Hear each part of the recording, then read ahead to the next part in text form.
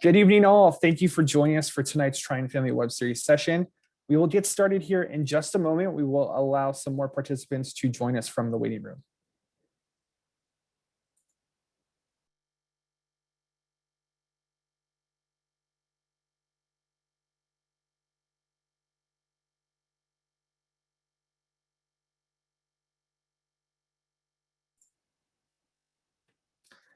As we wait for more attendees to join us, I just want to let you all know that tonight's session is being recorded.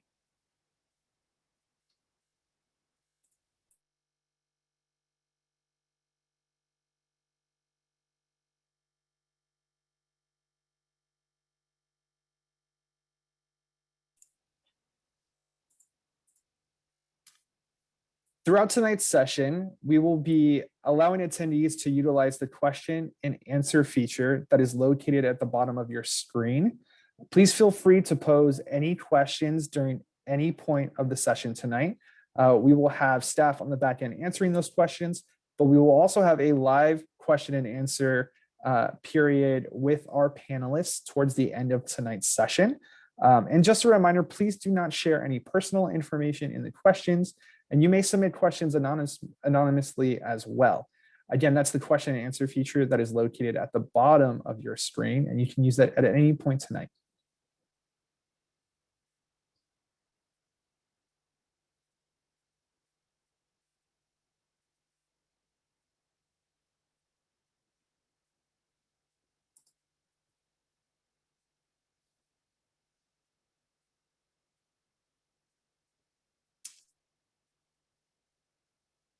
Again, I would just like to welcome you all to tonight's Trying Family Web Series session. It is the last Trying Family Web Series session for the winter quarter 2021, and it is a great one. It is internships, experiential learning, graduate school, and careers inside and outside of the major. My name is Dan Perez. I am the program coordinator for the Office of Parent and Family Programs, and I have the pleasure of being tonight's moderator for a pretty outstanding panel who's going to discuss lots of not only resources, but also share some stories about what students can learn outside of the classroom and how they can get experience through work internships or research here at UC San Diego, and how that can lend to what their post-graduation plans may be. Now, before I jump into the session, I would just like to ask a few questions of our attendees, you all who are joining us tonight. So you see that you have the raise your hand feature. So I just got a couple panel questions. So please feel free to click that raise your hand when you hear what applies to you. So the first question I would like to ask is where you all are joining us from tonight. So please raise your hand if you are joining us from outside of the United States tonight.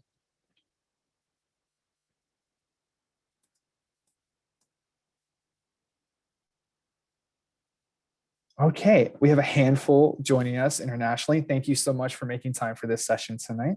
All right, you can go ahead and put your hand down.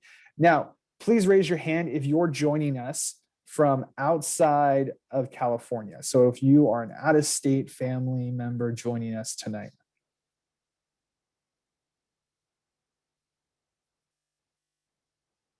Great, quite a few of you. Again, thank you so much for joining us. And if you're joining us from the lovely state of California, please go ahead and raise your hand.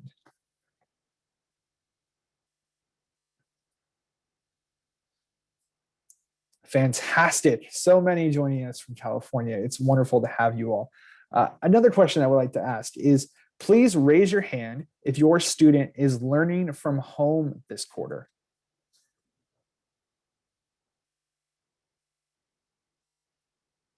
All right, quite a large number. Thank you. Feel free to lower it. The next question is, please raise your hand if your student is learning from campus this quarter.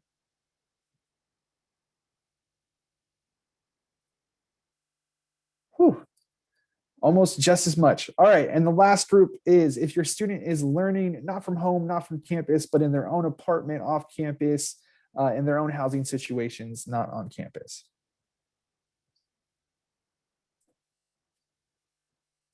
Fantastic. All right. And now let's find out, just how old your students are, how long they've been with us at UC San Diego. So please raise your hand if your student is a first year at UC San Diego.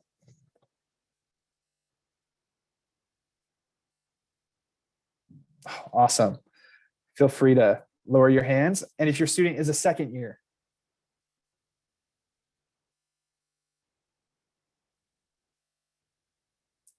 Great. All right.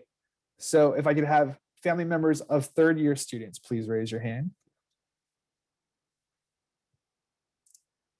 Wow, such a diverse group we have joining us tonight. And last but certainly not least, if your student is graduating in the spring quarter 2021 or in this year 2021, please go ahead and raise your hand.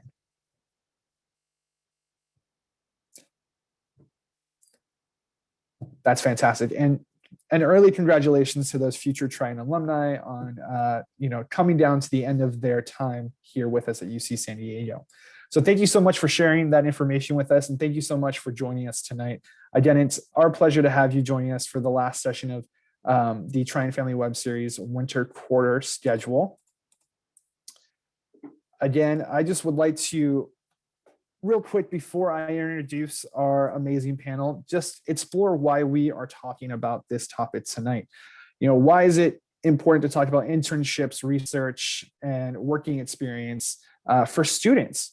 And the main point is because exploration in and outside of the student's major is central to a student's journey here at UC San Diego. Being able for a student to get some experience that's not inside the classroom, maybe not even related to their major field of work, they can find out what they like, what they don't like about potential careers. They can learn about careers they didn't know about that are related to their coursework. And it allows students to really get a well-rounded experience while they're studying with us at UC San Diego. And speaking of that students, when they are involved in internships, research work, or if they've got if they're gaining working experience while they're here at UC San Diego, they can pick up and learn skills and lessons that aren't learned inside the classroom. Again, it's that exposure piece that allows students to learn more and enjoy a not just more well-rounded, but a beefier experience at UC San Diego. And also research and internship and work experience are invaluable for a student's post-graduation plan. So not only does it make them, it gives them experience if they're in the work field, but it may educate them on the potential paths on how to get there. If maybe graduate school wasn't initially their plan post-graduation, an internship or research may put them towards graduate school, or they may learn about the different types of graduate programs that they can go into, or the different career fields that they can go into right after graduating from UC San Diego. So it's about exposure, it's about experience, and it's about the ability to learn outside of the classroom and continue that learning experience when they're not seated in a classroom. So without further ado, I would like to introduce tonight's panel. It's a really star-studded panel, and I'm so excited that they've been able to join us tonight. So I'm going to ensure that we can see our panel tonight, and I'm going to let them introduce themselves. So first, I'm going to start with Melissa, if you would like to go ahead and introduce yourself. Thanks, Dan. Hi, everyone. I'm happy to be here, and I hope you learn a lot from this panel. So my name is Melissa. I am the Experiential Learning Coordinator with the Teaching and Learning Commons on campus. So definitely one of very many resources on campus that can help you connect to experiential learning opportunities, whether it's an academic internship or on-campus research or even off-campus opportunities. So where my department lies on the experiential learning services is we help you discover, capture, reflect, and share on your experiences. The discover component, we help you find research and internship opportunities and utilize many of the resources on the UCSD campus to find those opportunities. So my colleagues will get into some of the resources that they oversee, but what my department oversees is the REAL portal, Research Experience and Applied Learning portal, and InternLink, so for academic internships or on-campus research. So that will help you develop your career readiness competencies and technical skills. Capture involvement. So capturing is the co-curricular record. So, you're learning the theory and the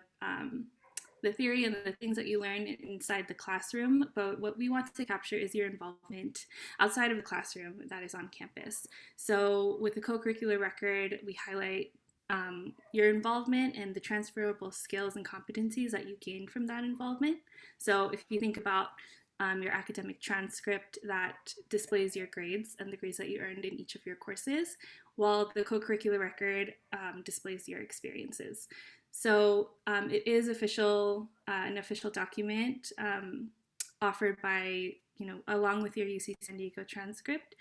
So you can reflect and also share your experiences and use that tool to strengthen your communication skills and empower you to be able to describe how you developed your competencies and your skills through the experiences that you've gained on campus. So, it's time for you to graduate on campus, and you're ready to apply for a job or apply for grad school. And sometimes it can be difficult to describe the skills that you've developed. So we want to help you provide the tools to be able to describe that and to empower you to effectively communicate what you've learned in these outside involvement. Great. Thank you so much for that introduction, Melissa. Nicola, if you'd like to introduce yourself. Yes, thank you, Dan. My name is Nicola Retzius. I am one of the associate directors at the Career Center on campus. In our department, I would consider us the umbrella of career development. So we have associate directors that focus on industry engagement in addition to student engagement. And we also have associate directors that work with pre-graduate school, like myself, being able to assist students through the process of exploring if graduate school is right for them, but also being there to help them with the application process, which can be very timely. And we also have specifically, since a good amount of our students are pre-med, we have specific associate directors that work in that role as well.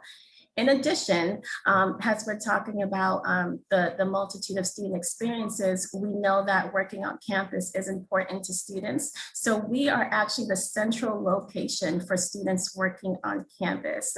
So we have our own human resources in our Career Center to help students with looking for jobs, but also helping them through the process of being a student and supporting them on campus.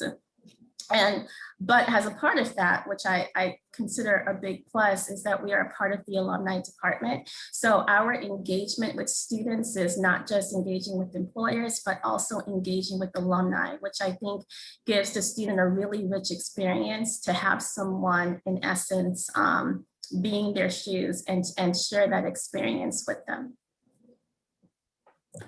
Great. Thanks so much for joining us tonight, Nicola. Dr. Artis, would you like to introduce yourself? Of course. Hello, everyone. Thank you for being here. My name is David Artis, and my official title is Dean of Undergraduate Research Advancement. One of the things I do is I oversee an office called Academic Enrichment Programs, and we provide access to a number of research opportunities through research structured programs, through our conferences, and supporting students' research growth, intellectual growth, and other ways. I just want to quickly refer to one of the questions Dan asked, which was about the student class level. And I'm sure this is true for everybody. I want to make a point of saying that we welcome students at any level. First year, second year students, juniors, seniors, new transfer students. We have opportunities for everyone. It's not a requirement that students have a research experience before they enter into one of our programs. That said, one of the things we take great pride in is that students can move very easily from one of the academic enrichment programs to another as they develop more skills, more research experience. They can go from a program like TRELS, the Triton Research and Experiential Learning Scholars Program, to our Faculty Mentor Program, to our McNair Scholars Program, if they're eligible, to one of our summer research programs. So one of the things we tell students is that whenever they become involved with our office, they can stay involved until graduation. They can stay involved in one research program after another because our office is designed for the programs to interrelate, to support students as they move along. And I think that that's been one of the great benefits, is that we can maintain a relationship with students for 2 years, 3 years, and as students refine or clarify what their professional goals are going to be, we can find ways to support them. I should also say that if students want just one research experience, that's fine with us too, but it's really up to them. We try to be full service. And I should note that a number of our research opportunities actually do pay a stipend so that students can afford to do research, one during the academic year, which is the TRELS program, and then in our summer research program, which is kind of a composite program. Every one of the elements of that program is a stipend supported program. So we have, I think, 5 or 6 programs that support anywhere from 150 to 200 students during the summer, and each student gets a stipend. Some students will get a stipend plus housing support. Some students get a flat stipend, which is usually about $5,000. The total compensation for all of them is somewhere between $5,000 and $6,000 per student. And they also get a lot of attention from faculty. This is one of the great things about students getting involved with research, is they have a chance to develop a mentor-mentee relationship with the faculty member, and you can imagine how useful that is throughout a student's career, not only at UC San Diego, but as that student is applying to medical school, graduate school, law school, having a faculty member who's been through this process, who can give guidance, that's really invaluable, especially because those people are in a position to write really thorough letters of recommendation. A letter of recommendation from a faculty member who's had a student in a class can be really good, but a letter of recommendation from a faculty member who supervised a student over a 10-week, 300-hour research experience is going to be much meatier. Dan, you used the term beefier. I'm going to say that, you know, even though I'm mostly a vegan, I'm going to say it's if that faculty member is talking about what a student did in the lab for 10 weeks or maybe 2 years, right? So those are some of the really concrete benefits of getting involved with research. I think, you know, the other benefits are community. We talk to our students about being a part of a community of scholars, and we have a number of programs that are designed because they're federally funded. We can have programs designed to support first generation, low income and underrepresented students. So those students have a greater sense of belonging and affinity on campus. We also coordinate a number of undergraduate research conferences every year, including what's called the Undergraduate Research Conference, where students are nominated by faculty members. This Friday, we have the first day of our MEDS conference, Medical Education for Diverse Students. And every summer we have a summer research conference, which we open up to any undergraduate doing research in San Diego in a program. So we have our students and then several others. And 2 years ago, our last in-person conference, we had 440 presenters. And it was a great opportunity for our students to meet their peers from UCLA and Berkeley and you know, Harvard and Yale, because those schools have students doing summer research in San Diego. So it was a great national networking opportunity for our students. And we also provide support for students who are applying for post-baccalaureate scholarships like the Rhodes or the Fulbright. I am the campus rep for several of those, including one at Stanford called the Knight Hennessy, the Goldwater Scholarship, and a few others. So what this boils down to is that the scope of our office is to be as comprehensive as we can, to have a research experience show students how much is possible. If they came to this university not knowing that they could maybe be published as an author on a paper, maybe a second or third author, or present at a national conference, that's one of our goals, is to show them that that's possible and prepare them to succeed at the next stage of their careers. That's all fantastic work, and thank you so much for joining us tonight. Last but certainly not least, Mackenzie, if you'd like to introduce yourself. And absolutely. Thank you so much for having me. My name is Mackenzie Richardson, and I am a peer coordinator for the academic internship program, which I see we have lots of questions about in the Q&A chat. So I hope that I can answer some of those during my portion of the panel tonight. And I'll try to respond to any questions that I can with the chat function. So the academic internship program is very self-explanatory. It's a program that allows your student to gain academic credit for completing an internship during their college career. I'm actually a recent college grad from UCSD. I graduated this past March, and now I'm a graduate student at UCSD. And I'll save the spiel of our program for my slide, which is in a little bit, but I'd just like to encourage everyone to, put a bow on our intros, that all of these programs are just absolutely incredible for your student to utilize.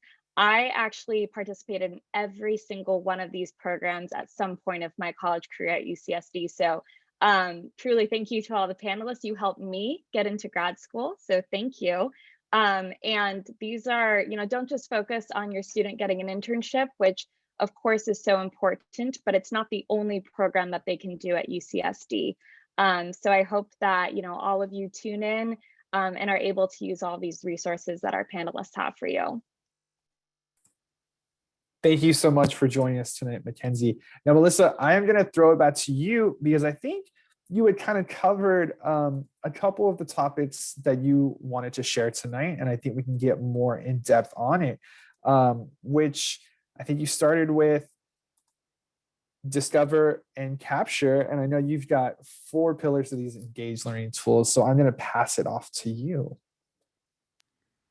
Sure. So like I said before, we have the 4 pillars for the engaged learning tools. It's to discover, capture, reflect, and share on your experiences outside of the classroom. For the discover portion, I think it's kind of an all-encompassing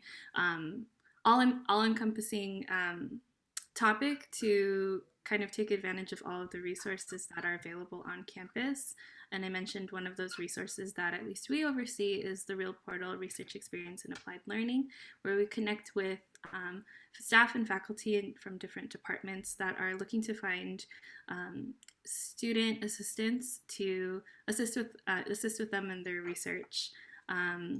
I see a couple questions regarding how to, what are the steps to apply for research opportunities and what are the timelines. At least for the tools that we oversee, I do see a trend of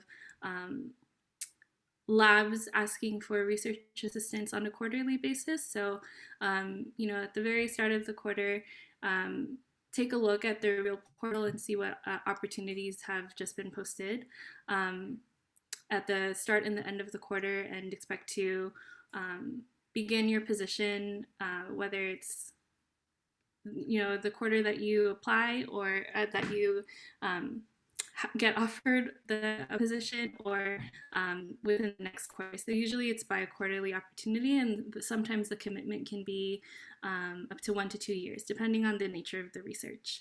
But there are other opportunities that are outside of the scope that we oversee, that specifically academic enrichment programs can go over.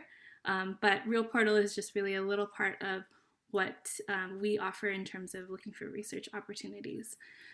Capture is the meat of what we work on and what we want to promote to students.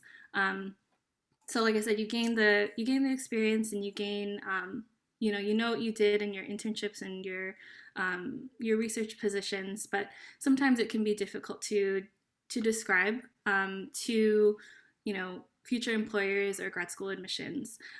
So with the co-curricular record, it helps give you the tools to describe that, not only describe briefly about what you did, but also the competencies that you have gained with each opportunity that you have taken part in. So with the CCR, because it is offered along with your academic transcript, we like to think of it as a more official resume that you can use and attach along with your with your job application or your grad school application. And it also is a great reflection tool on what you have gained in terms of the career readiness skills and the competencies. In terms of the reflect portion, we also have the enhanced electronic transcript that is overseen by the registrar, but you can review your transcript and review the types of subject matter that you learned in your courses. Sometimes you forget, and sometimes there are instances where you have to list relevant courses that you've taken, whether it's for a job opportunity or for graduate school. And you can look back on your transcript to not only see the name of your course, but to review. You click on the course, then you can see a short description of the subject matter, who taught the course, and even a grading scale of what you see from the course that you took at that time. So both the co-curricular record and the enhanced electronic transcript are great reflection tools to reflect and review not only what you learned in the course, in your courses, but also what opportunities you took advantage of outside of your class. And with those tools, you can use that to share your UCSD experience and the career readiness skills and competencies that you've earned from those experiences. Thanks so much, Melissa. Mackenzie, you are up next.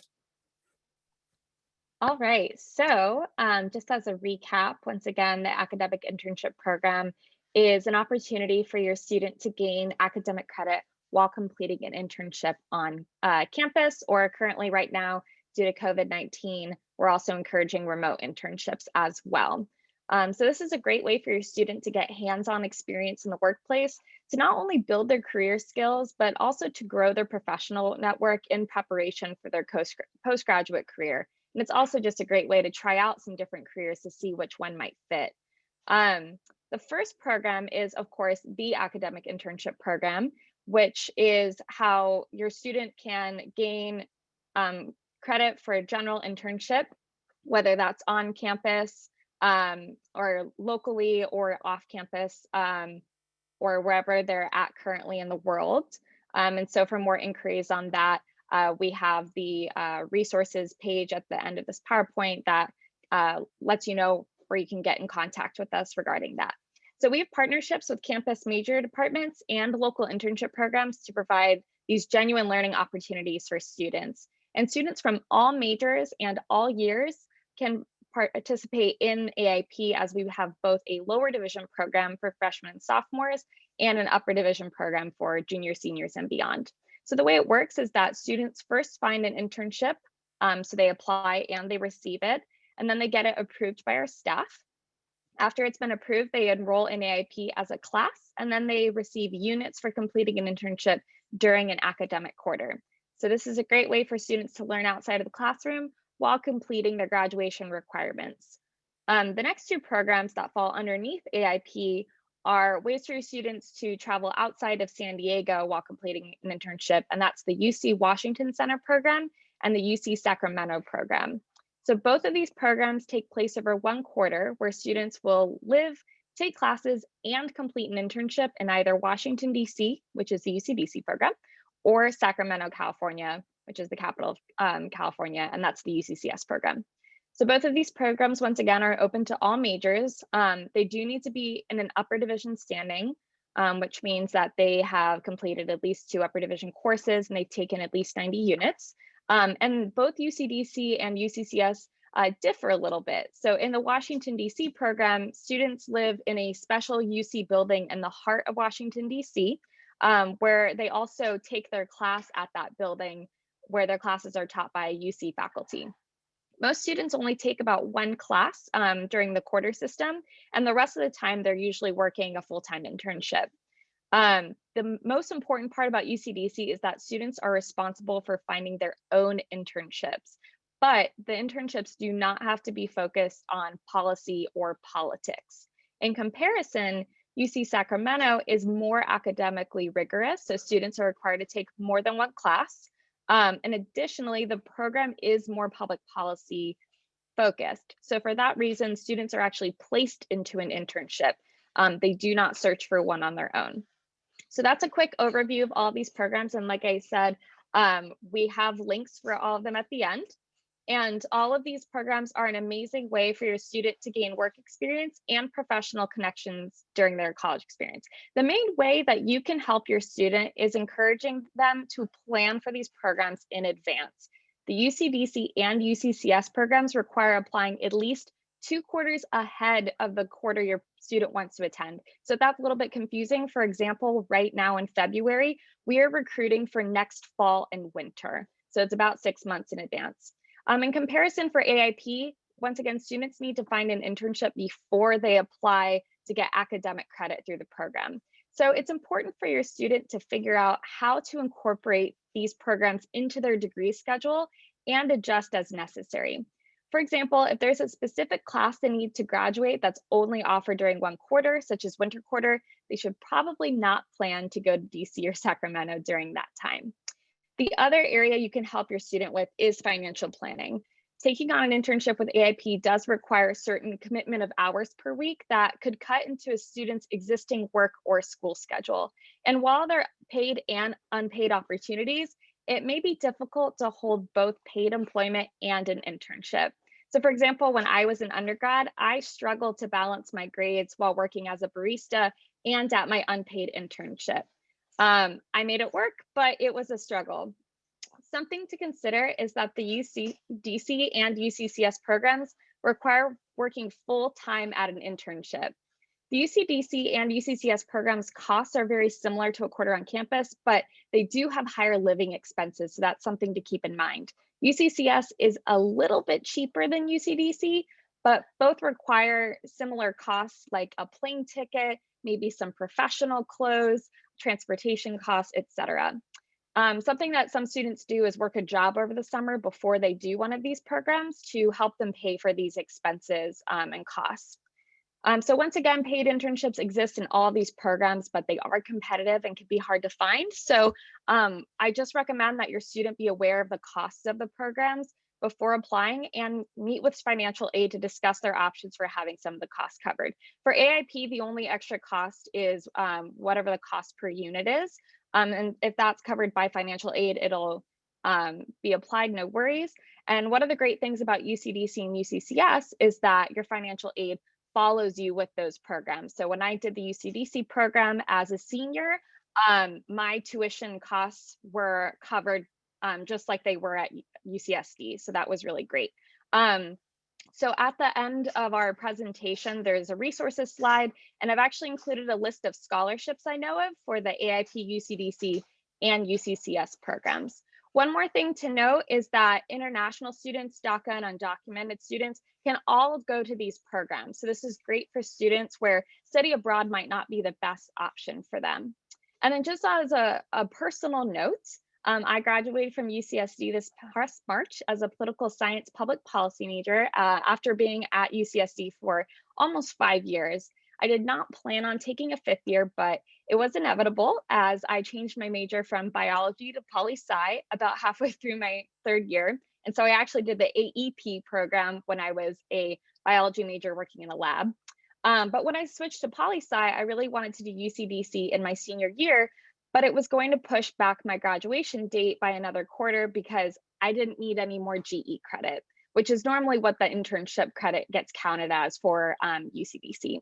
I don't regret graduating later, but it was something I wasn't anticipating, which is why I'd like to let all of you know that. And it worked out because I graduated right before the pandemic hit, and my UCDC connections were really pivotal in helping me both apply to grad school and then actually get in. So currently I'm actually a Master of Public Policy student at UCSD. So that's the overview of the academic internship program. And you know, like I said, I will be answering some questions in the chat, and well, I think we'll be answering a couple more questions during the panel.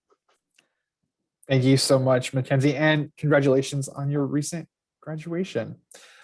Okay, Nicola, I'm going to hand it off to you. Thank you. And I definitely want to echo what my colleagues, Melissa and Mackenzie mentioned. These are really great resources that your students get to participate in. I often refer students over, especially in reference to that co-curricular record, keeping track of the work that they're doing. And then the academic internship program is truly amazing. And I've heard really great things from students' experiences. Moving closer to my slide when it comes to the Career Center. So the Career Center has so many things to offer students. In reference to what I do right now, I am the pre-graduate school advisor. And what that means is I advise students in master's and PhD degrees, specifically in the areas of STEM and non-STEM. I also advise first and second year pre-health students, and I am also the pre-law advisor. I've been doing this work. I really enjoy it in careers for 6+ years, but also have been counseling students for 10+ years. And I can say when it comes to careers, it is definitely a amazing ways that students can develop into who they are, especially with having an idea of what they want to be and getting the resources to do that. In reference to graduate school, I think one of the most important things for students is timeline. Students have options to enter industry, or they have options to enter graduate school, and sometimes it could be overwhelming. But when it comes to graduate school, it's never an early or late time to pursue this interest. And that's just because we do tell students that if you're a first year, go ahead and make a dream list of the schools that you want to go into. And I think that's a plus because it gives students a focus on the different graduate programs that they could take a look at. And if you are someone that's in your senior year and you're just thinking about graduate school, that's okay too, because we have students entering graduate schools at the ages of 25 or higher. So when it comes to timeline, it's usually what's right for that student. When it comes to the application, that timeline can really be a little bit more specific. Usually applications are due in the fall, and they may kind of go over into the spring. So what that would look like is your student would be writing personal statements, or they would be getting ready for their standardized test, whether it be the GRE for more of the general graduate programs, or the LSAT, which works with more of the law schools.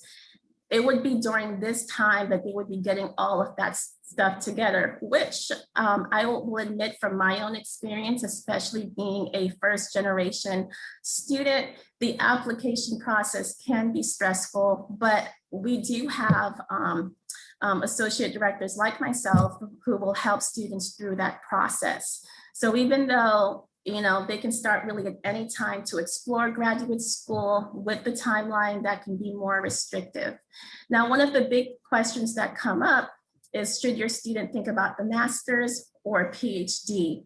And interestingly, a lot of that really depends on specifically what they want to do with their major. Sometimes their faculty can influence that. At UCSD, we are a prestigious research institution. So Please don't be surprised if your students want to pursue PhDs. They're actually encouraged to do that. But it's the idea for a PhD program. They may be spending probably 6 to 7 years after their undergraduate in that program, just because it's very research intensive. And as for a master's program, we like to call the master's degree more secondary degrees. They could basically help to extend you into the workforce. For example, if a student is looking for a little bit more experience and they believe, for example, a master's in business administration can give them that edge, then we recommend students go for a master's in business administration so that they can be more competitive in industry. But in addition, if they also are not sure if they want to commit to a PhD program, they could basically look into a master's program, build up that research experience, which will make them competitive to pursue a PhD program. Now, something I find quite exciting about what we offer at UCSD is we have these programs. These are the contiguous programs. And what they are is they're a mesh of a bachelor's with a master's. So if you think about it, let's say that you have a junior that's studying engineering. They love what they're studying. They think considering grad school, they may be talking to you about it. And they really think that, you know, they like their faculty and they want to stay at UCSD, which is awesome because we really have great faculty here.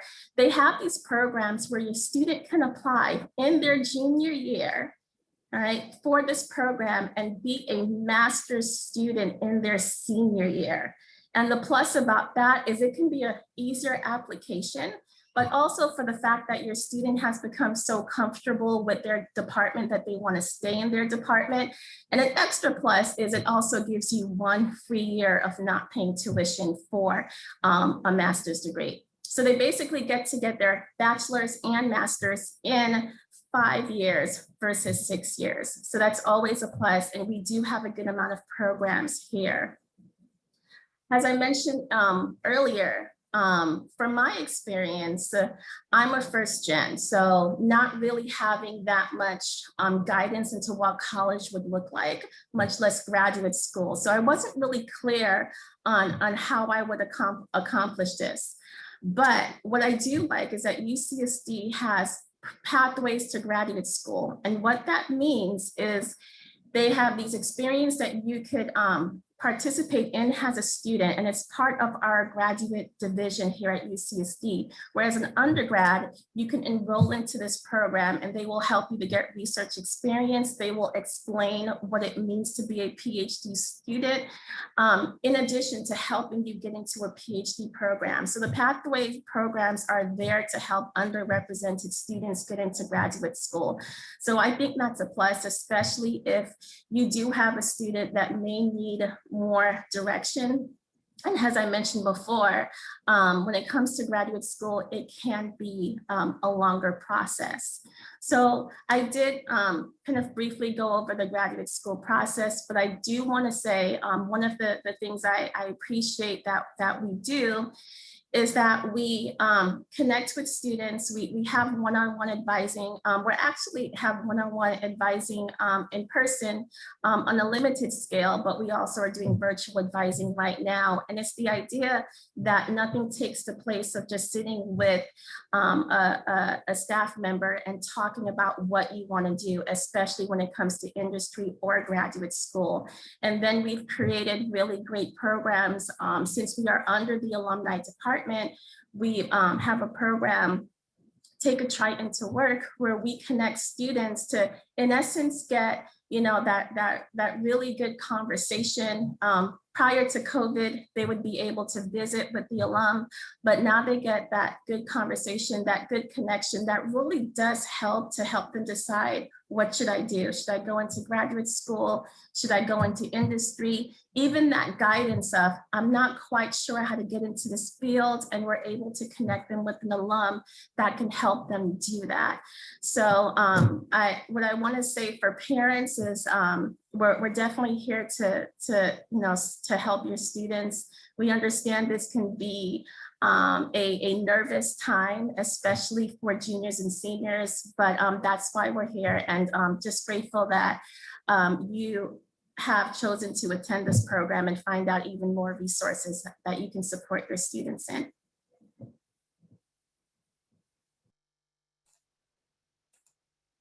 Thank you so much, Nicola. So we are going to move on to the question and answer portion of tonight's session.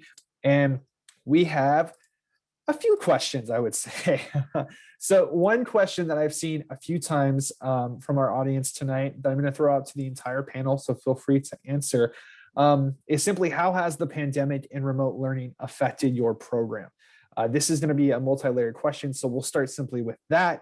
If you would just like to discuss how remote learning and the pandemic restrictions have affected your program over the past year. So I'll start. I mean, I'll say the first thing is that when we went to remote instruction, my office was in the middle of 3 research programs. So students were already involved, and we contacted immediately the students and their faculty mentors and asked how we could reconfigure their research so that it could be done remotely. And for a lot of students, that meant that they were replacing the hands-on research with learning how to do a literature review or write analysis, or students who had already had some results were able to do some revision and maybe some drafting of articles. We also found that there were some students who had some needs that were technological, and we were able to use some funding, including some grant funding, to help students acquire machines that could handle big data, right? And other kinds of support. But we did not lose many students at all. When we established good communication with the mentors and the students, we found a way forward. We told students that doing hands-on research, yeah, it's valuable, but it's only one part of it. Being a scholar means being able to write and revise, and as we've said a couple of times tonight, share those ideas. So there was more of an emphasis on that. And then in the summer, we did have a number of students who were able to conduct research in a workspace. And I should note that in our summer programs, the 30 hours a week of research are supplemented by 10 hours of webinars and lectures and skill building. So we were able to do all of those activities remotely.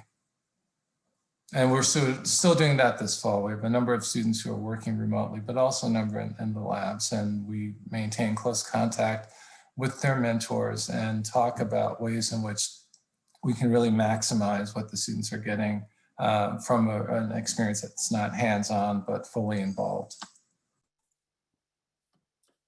Great. Well, I'm glad to hear that you didn't lose any students and you were able to keep going. Mackenzie or Melissa, would you like to share how the pandemic has affected your areas? Yeah, so I can help answer for the academic internship programs. So at the beginning of the pandemic and when things started to transition into remote learning, we had continued to be in contact with our current employers that were posting internship opportunities with the databases we oversee. So that's with InternLink and with the Real Portal. So a lot of the conversations were surrounding, is your current opportunity able to be moved to the remote space to ensure the safety of the students, and what type of supervision will be done for the student. So we want to ensure that the student is still,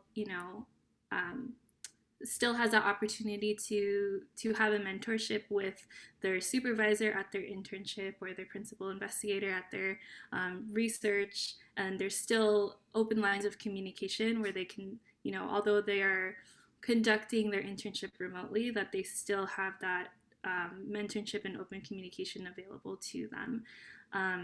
So some opportunities have been on pause for the time being because of the nature of the internship and because of the changing priorities of the organizations that we work with, but there are still opportunities that are approved for remote and that we continue to post to our database that we mark them as remote, we flag them as remote, and make sure that the student is still receiving the experience that they would if they were to do the internship in person.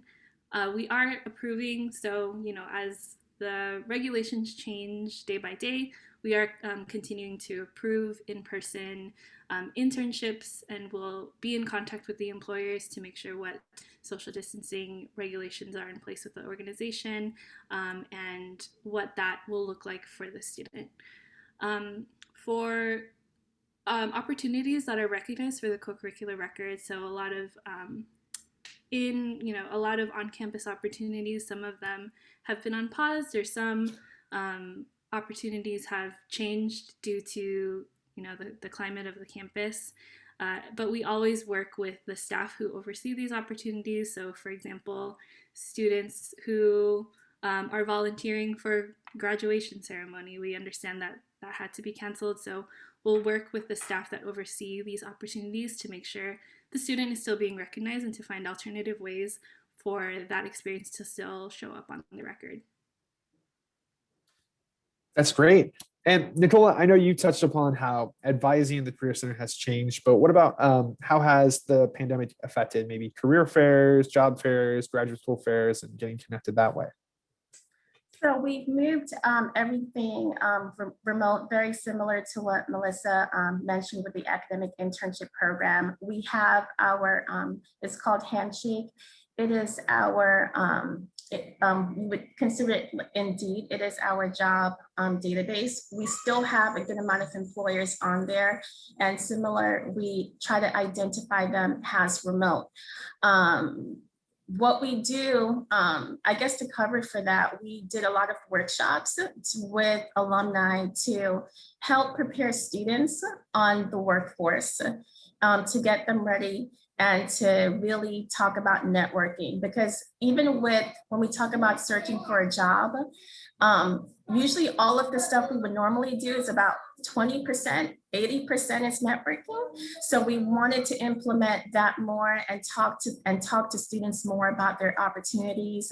We even have another database that we have is Tritons Connect, which we have alumni on that platform so that they can connect with students and they could even identify themselves as mentors. So in response to, I guess, the less in-person things that we could do, we created more opportunities through networking, through virtual workshops to help students, in essence, prepare. And we did have some of our opportunities be put on pause, but we're constantly engaging with employers just to see when those will open up back again. That's great. Thank you. Dr. Artis, I think this question is coming your way. It's from a parent asking, has the application process opened for the summer research program? And what steps should my student take to apply for research opportunities? Okay, well, yes, some of the applications are open. In fact, our summer research applications usually open in November.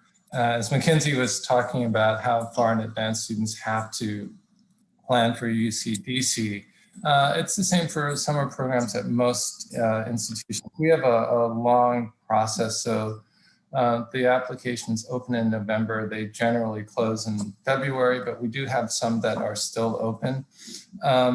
The reason we have the process close early is so that students can make plans for the summer.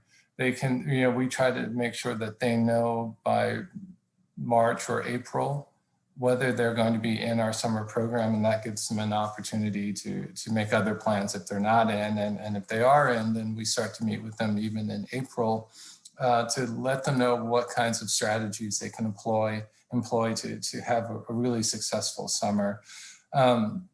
So that's the answer to applying for the summer. The other opportunities are open year-round. The TRELS program is a quarterly program, so students can apply at any time. Our McNair program students apply in October, and we picked that cohort in late October or early November. And what was the second part of the question now?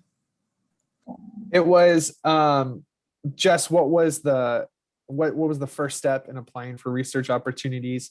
And there was a follow-up too of how are students selected for research programs? So the first step, I think, is gathering as much information as possible, talking to faculty members who might be mentors, and we work with students on how to approach a faculty member and have that initial conversation about what it would mean to be a mentor in a research program, but also talking to advanced students. And we, in my office, work with biological sciences and some of the other units on campus and have information sessions where we talk about what makes a good application, how to write a strong personal statement, again, how to get good letters of recommendation. In fact, we just had a podcast on getting good letters of recommendation hosted by 2 members of our staff. So I think that getting the information is really good. Having someone to talk to about various opportunities and weigh which one may be best is also really valuable. And every program in my office has a coordinator, and those coordinators are willing to talk with students at any time about the application process. All of the programs will have their own selection process. So the TRELS program, which we run with the colleges, the provosts have committees that select the TRELS scholars. I am the PI on the McNair program. So I lead the group that selects the McNair program scholars for our URS, Undergraduate Research Scholarships program. Since those have their own funding sources, often they'll have their own selection committees, but if they don't, we have a committee called CUSH, the Committee on Undergraduate Scholars and Honors, and faculty members will read those. So students who are interested should know the timeline and the selection process and the review process, but they should also know that there's help every step of the way, that we're willing to talk to people at any time, and I'm sure that goes for everybody here. So it might seem daunting, but there's help every step of the way. That's great information. Thank you for sharing. This is a question coming in about from a parent. My senior student is afraid she won't land a good position after graduating without having done a relevant internship. She feels instead she should delay graduation and make sure she gets an internship. Is this the right approach? Are her concerns valid? I can go ahead and answer that one, Dan. Her concerns are valid. I will agree. It is important for students to have internships, but we also emphasize co-curricular opportunities. Like, for example, if your student is a working student, there are a lot of transferable skills that can be used to apply for full-time positions. In addition to volunteering, in addition to participating in clubs and organizations. So it's a bigger picture than always having a related internship. I would say that it's probably really important that the student come into the Career Center and meet with an advisor, because it can also be, in essence, to helping that student to network. It can also be helping them with their resume, helping them with their interview skills. And so I can understand the worry, but there's so many other things that can be emphasized on their experience to get them a full-time job. But I would definitely recommend to come into the Career Center. I would agree with that. I would just add, so much depends on what the student's focus is. And students should know that there are many things you can do between college and graduate professional school that are going to be relevant to your graduate school education. So it may be possible for the student to get some kind of training or get an internship or a placement or even a full-time job, but that's related to the career, and that student will then have a stronger application. Students should also know that, for instance, the first-time acceptance rate to medical school is about 40%.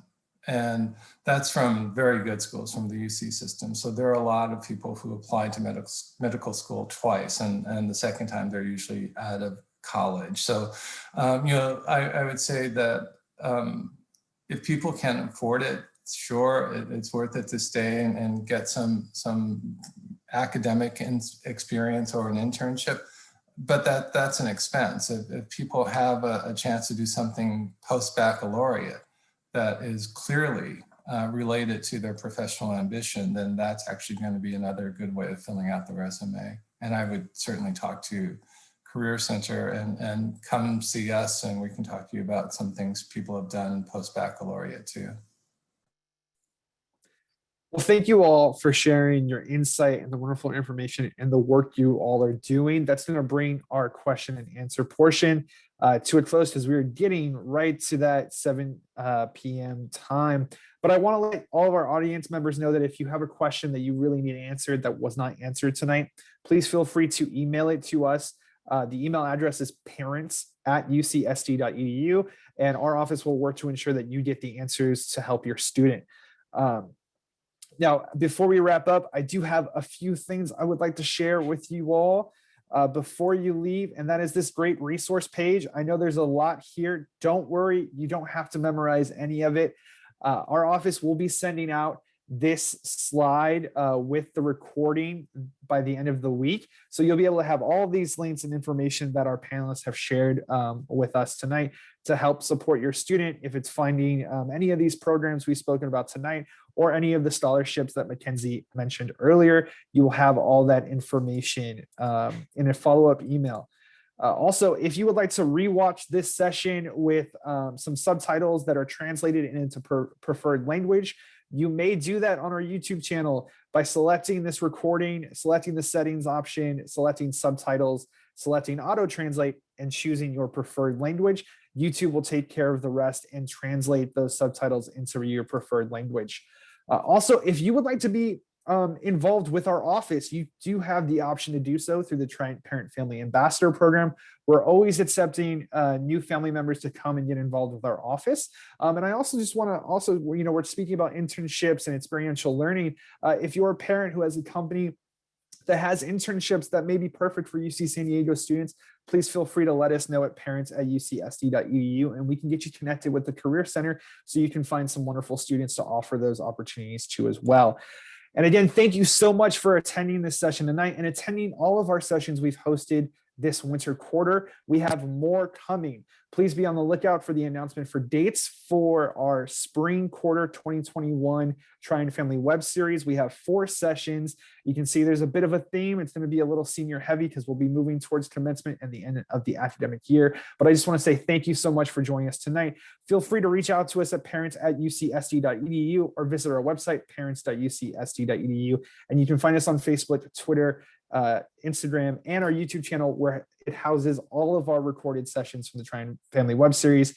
Again, thank you so much to this esteemed panel for joining me tonight. It's been a pleasure hosting you, and I hope you, the audience, have gotten some useful information, and we will see you in the future at our future sessions. So thank you so much.